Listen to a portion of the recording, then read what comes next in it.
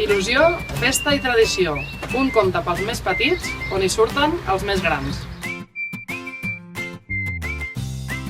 Els protagonistes d'aquesta història són els nens de la Pitota, que en tornaran a conèixer els gegants i capgrossos del Lluçanès i celebraran els 30 anys dels gegants de Prats.